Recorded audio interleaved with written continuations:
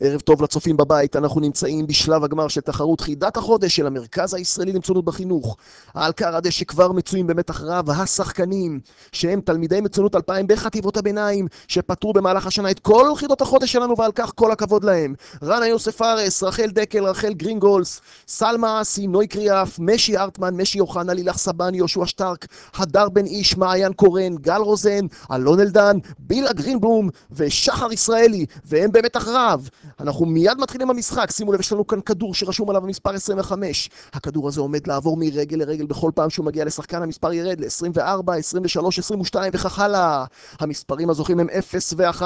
מי שיקבל אותם הוא הזוכה. אנחנו מתחילים מיד במשחק. שימו לב, הכדור מגיע ישר לילך סבן שמעבירה את זה מעיין קורן. מעיין קורן מעבירה את זה נוי קריאף. נוי קריאף עצרה רגע את המשחק. היא מסתכלת למי למסור. מוסרת את זה לבילה גרינבלום. בילה גרינבלום מעבירה להדר בן איש בצורה מאוד יפה. הדר בן איש מחזירה לה את הכדור. יש ביניהם כנראה איזשהו קשר מסוים. בילה עכשיו הולכת ללילך סבן. לילך בפעם הראשונה הכדור מגיע לסלמן אסי. ואלון אלדן מקבל את הכדור.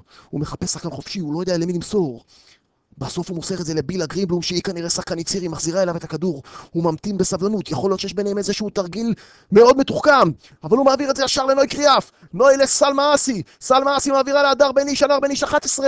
רנה יוסף פארס מקבל את הכדור, חושבת למי למסור, מוסר את זה לילך סבן. לילך סבן מעבירה את הכדור לגל רוזן, גל רוזן עכשיו מסירה מצוינת לסלמה אסי. שימו לב כמה פעמים השחקנית הזאת מקבלת את הכדור. הכדור עכשיו עובר מיד לאלון אלדן, אלון אלדן לילך סבן מספר 5. אנחנו ממש לקראת סוף המשחק, כי גל סבן מסתכלת לכל האיברים, למי למסור? מסירה לבילה גרינבלום מספר 4, מספר 3 נוי קריאף, מספר 2 יהושע שטרק. עכשיו יהושע שטרק הוא לפני המסירה המכרעת, מחזיר משי ארטמן, זוכה, ומעיין קורן גם כן. איזה משחק היה לנו פה, והזוכים משי ארטמן ומעיין קורן, הם יקבלו כל אחת את משחק הסוויש.